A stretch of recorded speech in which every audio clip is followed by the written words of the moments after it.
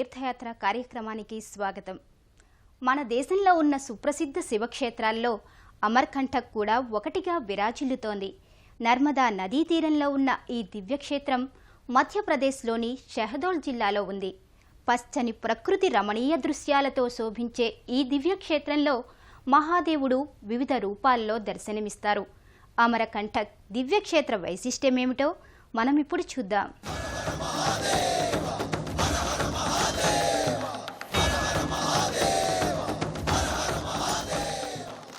దేశంలోని శివక్షేత్రాలలో విశిష్టమైందిగా విరాజిల్లుతోన్న ఈ దివ్యక్షేత్రంలో సాక్షాత్తు మహాదేవుడు 7 రూపాలలో భక్తులకు దర్శనమిస్తున్నారు. మహాశివుని లీలా విశేషాలతో పునీతమవుతున్న ఈ దివ్యక్షేత్రం ప్రకృతి రమణీయ దృశ్యాల నడుమ భక్తుల మదిలో ఓ సుందర దృశ్యకావ్యాన్ని ఆవిష్కరింపచేస్తుంది. ఒకవైపు నర్మదా నదీమ తల్లి పరవళ్ళు, మరోవైపు సుందర ప్రకృతి రమణీయ దృశ్యాలు ఈ క్షేత్ర ప్రాశస్త్యాన్ని మరింత ఇనుమడింపచేస్తున్నాయి. భక్తులలో ఓ సుందర దృశ్యకావ్యాన్ని మనసుల్లో ఉంచే ఈ సుందర క్షేత్రం మధ్యప్రదేశ్లోని షహదోల్ జిల్లాలో ఉంది. అమరకంటక్ దివ్యక్షేత్రం మహిమాన్వితమైనది. సాక్షాత్తు మహాశివుడు అమరకంఠేశ్వర స్వామిగా ఇక్కడ పూజలందుకుంటున్నారు. అలాగే ఈ క్షేత్రంలో కోట్లాది మంది దేవతలు తపమాచరించి పునీతులయ్యారని పురాణాల ద్వారా అవగతమవుతోంది. అమరకంటక్కు చేరుకున్న భక్తులు ముందుగా నర్మదా కుండ్కి చేరుకుంటారు. అమరకంటక్ దివ్యక్షేత్రం మహిమాన్వితమైంది. ఇక్కడ ఈ క్షేత్రంలో కోట్లాది దేవతలు తపమాచరించి తరించారని పురాణాల ద్వారా అవగతమవుతోంది. అలాగే ఈ క్షేత్రంలో నర్మదా నదీమ తల్లి ప్రవహిస్తుండడంతో ఈ క్షేత్రం మరింత మహిమాన్వితమైందని చెబుతారు. కృపామయి నర్మదా నదీమ తల్లి పుట్టిన స్థలం అమర్కంటక్. అమరకంఠుడైన శివుడు ఇక్కడ కొలువై ఉండటం వల్ల ఈ క్షేత్రం అమర్కంటక్గా పేరుగాంచింది. అమర్కంటక్ దివ్యక్షేత్రాన్ని చేరుకున్న భక్తులకు విశాలమైన ప్రాంగణంలో ఆలయాల సమూహం దర్శనమిస్తుంది. అత్యంత పురాతనమైన ఈ ఆలయాల ప్రాంగణం భక్తులలో భక్తి ప్రపత్తులను పెంచుతుంది. సుందర ప్రశాంత వాతావరణంలో ప్రకృతి రమణీయ దృశ్యాల నడుమ అలరారే ఈ దివ్యక్షేత్రం మేఖలా పర్వతాల మీద 3500 అడుగుల ఎత్తులో భక్తులకు నయనానందకరంగా దర్శనమిస్తుంది. అమరకంటక్ను చేరుకున్న భక్తులకు ముందుగా నర్మదా మాతా మందిరం దర్శనమిస్తుంది. అతి పురాతనమైన ఈ మందిరంలో కొలువైన నర్మదా మాత భక్తుల కోర్కెలు తీర్చే కల్పవల్లిగా విరాజిల్లుతోంది. నర్మదా మాతను దర్శించుకున్న భక్తులు ఆలయాల సముదాయానికి చేరుకుంటారు. విశాలమైన ప్రాంగణంలో ఉన్న ఈ ఆలయాల సముదాయానికి సమీపంలో నర్మదా నది ఉద్భవించిన స్థలం దర్శనమిస్తుంది. దీనిని నర్మదా కుండ్ అని కోటి తీర్థమని పిలుస్తారు. ఇక్కడ ఈ గుండంలో కోటి తీర్థాలు కలుస్తాయని భక్తులు చెబుతారు. భక్తులు ఈ నర్మదా కుండ్ ప్రాంతానికి వచ్చి భక్తి శ్రద్ధలతో నర్మదా నదీమ తల్లిని స్మరిస్తారు. చేతులు జోడించి నమస్కరిస్తూ పూజాధికాలు నిర్వహిస్తారు. శివుడు తాండవం చేస్తున్నప్పుడు శివుడు స్వేదంలోంచి నర్మద పుట్టిందని, దేవతల కోర్కె మేరకు ఈ భూమి మీద ప్రవహిస్తోందని పురాణాల ద్వారా అవగతమవుతోంది.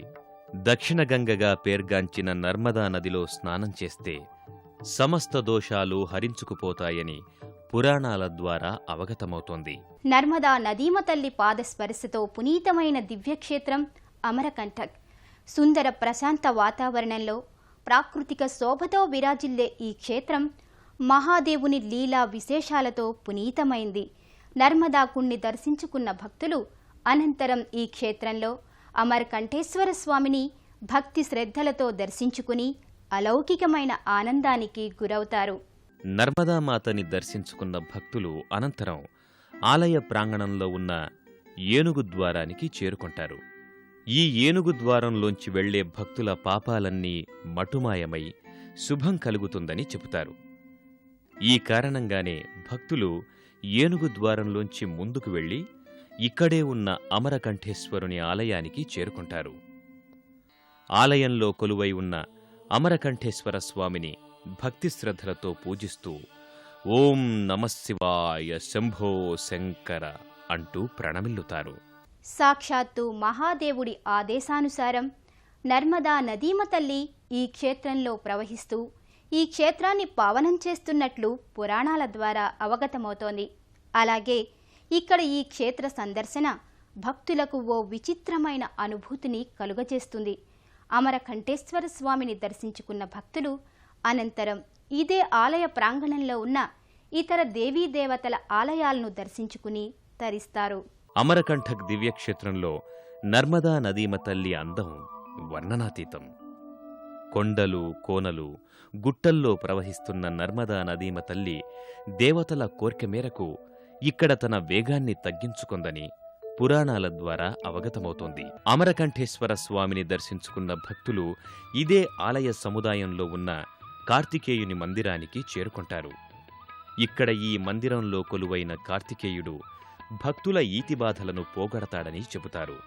అలాగే సర్వదోషాలను నివారణ అయ్యేలా అనుగ్రహిస్తాడని భక్తులు విశ్వసిస్తారు. కార్తికేయుని దర్శించుకున్న భక్తులు ఇక్కడే ఉన్న పార్వతీమాత మందిరానికి చేరుకొని పార్వతీమాతను భక్తి శ్రద్ధలతో పూజిస్తారు. పార్వతీమాతను దర్శించుకున్న భక్తులు ఇక్కడే ఉన్న హనుమంతుని మందిరానికి చేరుకుంటారు. శ్రీరామ భక్తుడైన హనుమంతుడు ఈ ఆలయంలో లాలాజీ రూపంలో దర్శనమిస్తాడు. అమర్కంఠక్ క్షేత్రంలో మొత్తం 14 మందిరాలు భక్తులకు దర్శనమిస్తాయి. ఈ 14 మందిరాలలోని 7 మందిరాలలో శివుడు వివిధ రూపాలలో భక్తులకు దర్శనమిస్తారు. మహాదేవుడు తపస్సు చేసిన స్థలంగా చెప్పబడుతున్న ఈ దివ్యక్షేత్రంలో గౌరీశంకరుడు, సిద్ధేశ్వరుడు, ఘంటేశ్వరుడు, ఓంకారేశ్వరుడు, ఏకాదశ రుద్రమహాదేవుని మందిరాలను భక్తులు భక్తి శ్రద్ధలతో దర్శించుకొని మహారుద్రుని మనసా వాచా పూజిస్తారు. ఆయా మహాదేవుడి మందిరాల్ని దర్శించుకున్న భక్తులు అనంతరం ఇక్కడే ఉన్న దుర్గామాత మందిరానికి చేరుకుని దుర్గామాత దివ్యమంగళ స్వరూపాన్ని భక్తితో దర్శించుకుంటారు. దేశంలో ఉన్న శక్తిపీఠాలలో ఒకటిగా విరాజిల్లుతోన్న ఈ ఆలయంలో నిత్యము భక్తులు దుర్గా అమ్మవారికి జలాభిషేకాలు, ఘటాభిషేకాలు చేస్తారు. దుర్గామాతను దర్శించుకున్న భక్తులు అనంతరం విష్ణు మందిరానికి చేరుకుంటారు. గర్భాలయంలో కొలువైన విష్ణువుని భక్తి శ్రద్ధలతో సేవిస్తారు. అలాగే ఇక్కడే ఉన్న లక్ష్మీనారాయణ మందిరానికి చేరుకుని భక్తి శ్రద్ధలతో చేతులు జోడిస్తారు. ఈ ఆలయంలో సుదర్శన చక్రధారుడైన విష్ణుమూర్తిని కనులారా వీక్షించి హే ప్రభో నారాయణ, మాలో ఆత్మస్థైర్యాన్ని పెంచి మాకు శుభాశీస్సులు అందచేయి తండ్రి అంటూ ప్రణమిల్లుతారు. సుందర ప్రశాంత వాతావరణంలో పౌరాణిక ప్రాశస్త్యం గల దివ్యక్షేత్రం కపిలధార. అమరకంఠ క్షేత్రంలో ఆయా దేవతలను దర్శించుకున్న భక్తులు అనంతరం కపిలధారకు చేరుకుంటారు. ఓ దివ్యమైన అనుభూతిని కలిగించే కపిలధారలోనే కపిల మహాముని ఆశ్రమాన్ని నిర్మించుకుని ప్రసిద్ధి నొందాడని పురాణాల ద్వారా అవగతమవుతోంది. ఆ విశేషాలేంటో పరిశీలించండి. సుందర ప్రశాంత వాతావరణంలో ప్రకృతి అందాల నడుమ అలరారే కపిలధార భక్తులకు అందమైన దృశ్యాల విందునందిస్తుంది. ఎటు చూసిన వృక్షజాలం, కొండలు, కోనలు, మరోపక్క నర్మదా నదీమ తల్లి. ఆ నదీమ తల్లి పరవళ్లు భక్తులకు ఓ అవ్యక్తమైన అనుభూతిని మిగులుస్తాయి. నర్మదా నదీ తీరంలో కపిల మహాముని ఆశ్రమాన్ని నిర్మించుకోవటం వల్ల ఈ క్షేత్రాన్ని కపిలధార అని పిలవడం జరుగుతోంది. కపిలధార ఒక జల ప్రవాహం. సుమారు 80 అడుగుల నుంచి పడే నర్మదా నదీమ తల్లిలో కలిసిన ప్రాకృతిక సౌందర్యం వర్ణనాతీతం.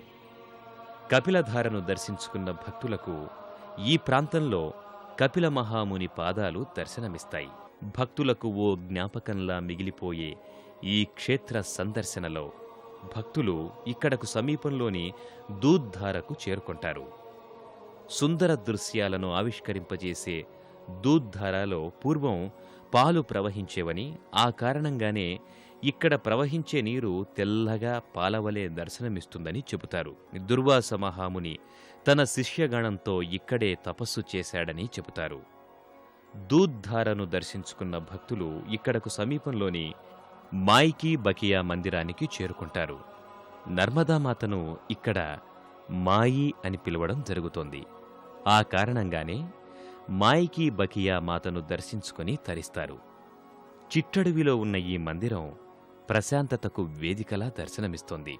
అనంతరం భక్తులు ఇక్కడకు సమీపంలోని మార్కండేయ ఆశ్రమానికి చేరుకుంటారు. మార్కండేయుడు ఇక్కడే ఆశ్రమాన్ని నిర్మించుకొని పూజ్య దేవతలను ప్రతిష్ఠించాడని చెబుతారు. ఇక్కడ హనుమంతుని మూర్తి కూడా భక్తులకు దర్శనమిస్తుంది. అమరకంఠేశ్వర స్వామివారి లీలా విశేషాలతో పునీతమైన దివ్యక్షేత్రం అమరకంటక్.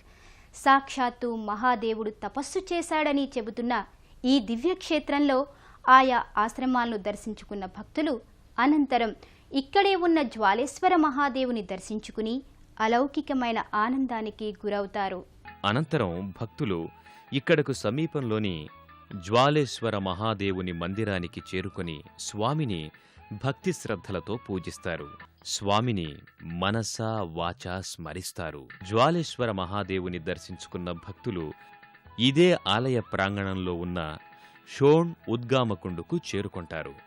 బ్రహ్మపుత్రుడైన షోణ్ నదీ రూపంలో ఇక్కడే ఉద్భవించాడని చెబుతారు. ఆ కారణంగానే ఇక్కడే ఉన్న షోణ్ శిలారూపాన్ని భక్తి శ్రద్ధలతో దర్శించుకొని తరిస్తారు. అమరకంఠ క్షేత్ర సందర్శన బహుజన్మల పుణ్యఫలం. హే మహాదేవా, శంభో శంకర అనగానే వచ్చి సకల సౌభాగ్యాలను అందించే మహాదేవుడు అమర్కంఠేశ్వరుడు. లీలామయుడిగా బోళా శంకరుడిగా పూజలందుకుంటున్న అమర్కంఠేశ్వర స్వామివారి కరుణా కటాక్ష వీక్షణాలు అందరి మీద ఉండాలని కోరుకుంటూ మళ్ళీ కలుసుకుందాం.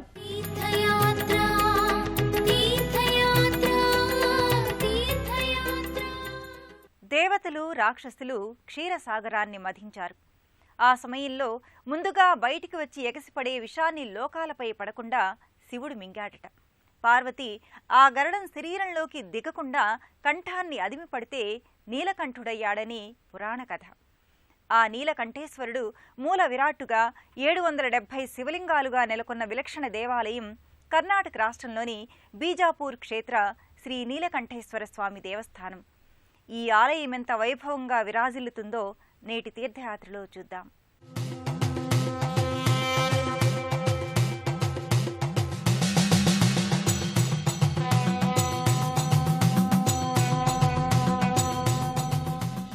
నీలకంఠుడు, నీలకంఠేశ్వరుడు, నీలకంఠేశ్వర స్వామి. శిరముపై గంగ ఉంటే గంగాధరుడు, నాగులను ఆభరణాలుగా ధరిస్తే నాగభూషణుడు, ఫణిభూషణుడు, మూడో కన్నుందని త్రినేత్రుడు, చంద్రుణ్ణి అలంకరించుకున్నాడని చంద్రశేఖరుడు, సోమశేఖరుడు, శశిధర అనిపించుకున్నాడు. మరి నీలకంఠుడు ఎలా అయ్యాడంటే, దేవదానవులు అమృతానికై సాగరాన్ని మధిస్తుండగా తొట్టతొలిగా ఎగజిమ్మి ప్రపంచముఖంపై విరుచుకు పడబోయిన హాలాహలాన్ని శివుడు తన కంఠాన ఒడిసిపట్టాడు. నీలవర్ణమైన ఆ గరళకంఠుని కంఠం జగాన్ని రక్షించి ఆయనకు మరింత అందాన్ని ఇచ్చింది. అందుకే పరమశివుడు గరళకంఠుడు, నీలకంఠేశ్వరుడు అనే పేరుతో భక్తజన నీరాజనాలందుకుంటున్నాడు. ఆ నీలకంఠేశ్వరుడు కొలువైన విజయపురం శ్రీ నీలకంఠేశ్వర స్వామి దేవాలయం కర్ణాటక, దాని సరిహద్దు ప్రాంతాల వారికి ఇష్టమైన శైవక్షేత్రంగా వెలుగొందుతోంది.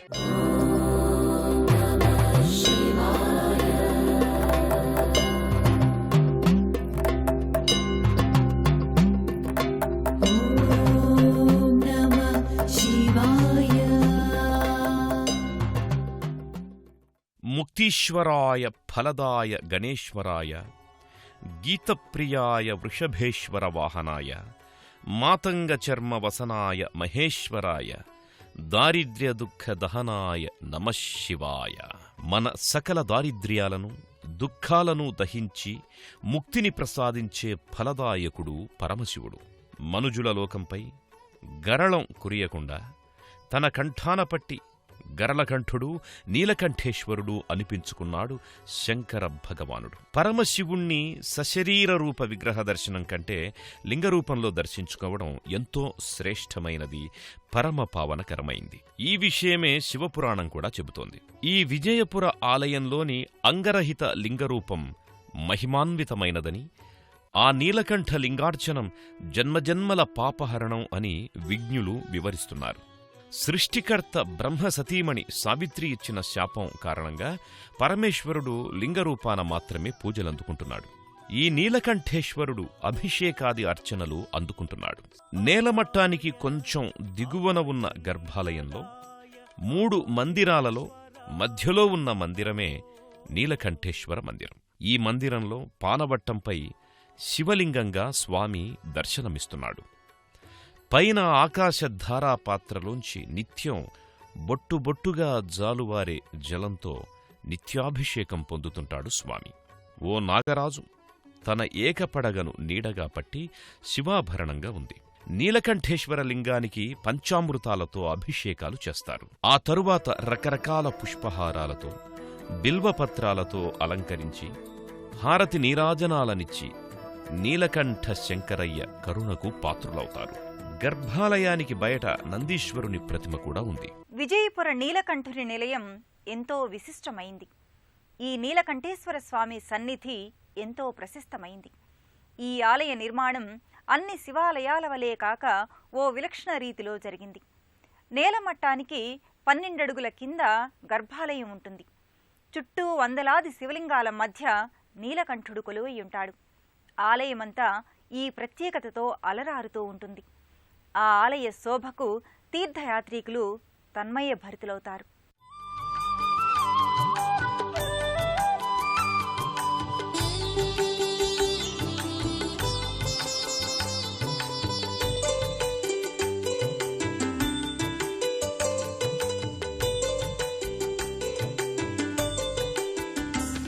विश्वेश्वराय नरकान्तकतारणाय कर्णामृताय शशिशेखरधारणाय कर्पूरकान्तिधवलाय जटाधराय दारिद्र्यदुःखदहनाय नमः शिवाय दारिद्र्यदुःखदहनाय नमः शिवाय गौरीप्रियाय रजनीशकलाधराय कालान्तकाय भुजगाधिपकङ्कणाय गङ्गाधराय गजराज विमर्दनाय दारिद्र्यदुःखदहनाय नमः शिवाय రామాయణ మణిమాలారత్నం ఆంజనేయుడు. శివుని అంశను స్వీకరించి జన్మించిన రుద్రాంశ సంభూతుడు ఈ రామభక్త ఆంజనేయుడు. శ్రీ ఆంజనేయం ప్రసన్నాంజనేయం అని జపించగానే భయాలను తొలగించి అభయాన్నిచ్చే రామసేవక భక్తజన పూజిత ఈ హనుమంతుడు. వాయుపుత్రునిగా భూత ప్రేత పిశాచాది గాలి చేష్టలను వదిలించే భగవంతునిగా శ్రీ ఆంజనేయ స్వామి తన మూల స్వరూపుడైన నీలకంఠుని చెంతనే ఉపాలయ దేవునిగా ఉన్నాడు. ఈ విజయపుర శివమందిరాన భక్తాంజనేయునిగా తన వద్దకు వచ్చిన వారికి అభయమిస్తున్నాడు. రుద్రాంశ సంభూత అని ఆంజనేయుణ్ణి అంటారు. శివుడి అంశతో కారణజన్ముడైన హనుమంతులవారు ఈ నీలకంఠుని చెంత ఉండకుండా ఉంటాడా? మారుతి ఇక్కడ ఈ ఆలయంలో ఏకరాతి శిల్పంలో లంఘిస్తోన్న భంగిమలో ఉంటాడు. ఒక చేత సంజీవిని పర్వతాన్ని, మరో చేత తన గదాయుధాన్ని భుజాన ధరించి శ్రీరామదేవుడికి భక్తునిగా, భక్తులకు దేవుడిగా తన దరికొచ్చిన భక్తుల మనోకామనలను నెరవేర్చుతున్నాడు. మన సమస్త సంకటాలను తొలగించి మన కార్యాలకు జయం కలిగిస్తున్నాడు. ఈ హనుమ లంఘిస్తూనే ఉన్నా మన వైపే చూస్తున్నట్టుగా దర్శనమివ్వడం విశేషం. ఈ హరిహర మహాదేవుడు శబ్దనాద ప్రియుడు. ఎలుగెత్తి చాటితే ఎగిరి తాండవమాడతాడు. అభిషేక ప్రియుడు. చెంబుడు నీళ్లు మీద పోస్తే శివాలెత్తి కరుణ కురిపిస్తాడు. ఆయనెక్కడుంటే ఎక్కడ ఆయన పరివారం కూడా కొలువయ్యుంటారు. ఈ విజయపుర నీలకంఠ శివుని కోవెలలో శివతనయుడు పార్వతీ నందనుడైన గణపతి ఉపమందిర దేవుడై ఉన్నాడు. 20 అడుగుల లోతున ఉన్న మందిరంలోకి మెట్లపై దిగి చేరుకున్న భక్తులకు ఇక్కడ 3 మందిరాలు కానవస్తాయి. మధ్యలో నీలకంఠేశ్వరుడుండగా ఎడమవైపున్న మందిరంలో శివానుగ్రహ గజముఖుడు వినాయకుడు ప్రతిష్ఠితుడై ఉన్నాడు. నల్లని రాతిలో మలచబడ్డ విగ్రహాకృతిలో ఆ బొజ్జగణపయ్య దివ్యమైన దర్శనాన్నిస్తున్నాడు. ఇదే ఆలయ ప్రాంగణంలో రాహుకేతుల రాతి విగ్రహాలు కూడా భక్తుల దోష నివృత్తికై ప్రతిష్ఠితమై ఉంటాయి. మరోచోట బిల్వపత్ర వృక్షం మూలంలో శివసతి వినాయకుని మాతృమూర్తి అయిన పార్వతీదేవి ఎత్తినటువంటి అవతారిక మహాకాళి కొలువై ఉంది. కపాలదండధారిణిగా అష్టభుజాలతో దుష్టసంహారిణి మహాకాళీదేవి భక్తుల ప్రదక్షిణాది పూజాదికాలను స్వీకరిస్తోంది. భోళా శంకరయ్య ఎక్కడుంటే అక్కడ ఓ కోలాహలమే. భం భం అంటూ ముజ్జగాలలో మారుమ్రోగే శంఖానాదం వలె శివతాండవ సమయంలో జరిగే పెను జాతర కొలువుతీరి ఉంటుంది. ఈ ముక్కంటి శివదొర ఉన్న ఇచ్చోటనే శివసేవకుడైన వీరభద్రుడు ఒక ప్రత్యేక మందిరాన కొలువయ్యాడు. మరో విశేషమేమంటే ఈ ఆలయ నిర్మాత అయిన సంగన బసవ మహాస్వామీజీ కూడా ఓ ప్రత్యేక మందిరంలో పూజలందుకుంటున్నాడు. నేలమట్టానికి 20 అడుగుల దిగువన ఉన్న ఈ విలక్షణ మందిరంలోనే మరో మందిర దేవుడిగా వీరభద్రేశ్వరుడు కానవస్తాడు. విజయపుర నీలకంఠేశ్వరుని ఆలయంలో భక్తుల కొలుపులందుకుంటున్నాడు. ఈ ఆలయంలో నిలుచున్న భంగిమలో వీరభద్రేశ్వరుడు మూలవిరాట్టై దర్శనమిస్తున్నాడు. వీరభద్రేశ్వరునికి పుష్పాలతో కూర్చిన మాలలు అలంకరిస్తారు. శ్రీ వీరభద్రేశ్వర స్వామిని పూజించడం ద్వారా సకల శుభాలు సంప్రాప్తిస్తాయని, ముఖ్యంగా శివానుగ్రహం లభిస్తుందని భక్తుల విశ్వాసం. అందుకే ఈ వీరభద్రేశ్వర స్వామి ఉత్సవమూర్తి ముందు ప్రణమిల్లుతారు భక్తులు. ఈ నీలకంఠేశ్వరుని ఆలయం చెంతనే మరో విలక్షణ మందిరం ఉంది. అది ఇంత చక్కటి ఆలయాన్ని నీలకంఠేశ్వరుడికి నిర్మింపజేసినటువంటి మహాస్వామీజీ మందిరం. ఆయనకు భక్తజనం ఓ ఆలయాన్ని ఇక్కడ నిర్మించి పూజించుకుంటున్నారు. సంగన బసవ మహాస్వామీజీ బొంతనాల శివయోగికి కూడా 1954లోనే ఆలయాన్ని నిర్మించారు. ఈ ఆలయంలోనూ బొంతనాల శివయోగి విగ్రహానికి, అదేవిధంగా శివలింగానికి వివిధ పూజలు చేస్తారు. శంకరుడు నాద శరీరుడు, హరుడు, భవుడు, జీవేశ్వరుడు అయిన పరమశివుడు ఈ కన్నడ నేలపై ఒకనాటి బీజాపూర్, నేటి విజయపుర క్షేత్రాన నీలకంఠునిగా కొలువయ్యాడు. భక్తజన హృదయ శిఖరాలపై తాండవమాడుతున్నాడు. ఆ ముక్కంటి ఆయన గుడి లోగిలిలో అలరారుతున్న సర్వ దేవతలు కూడా మనపై, మన భవితపై కరుణారస దృక్కులు ప్రసరిస్తారని ప్రార్థిద్దాం. మరో తీర్థయాత్రలో మళ్ళీ కలుసుకుందాం. అప్పటి వరకు సెలవు. నమస్కారం.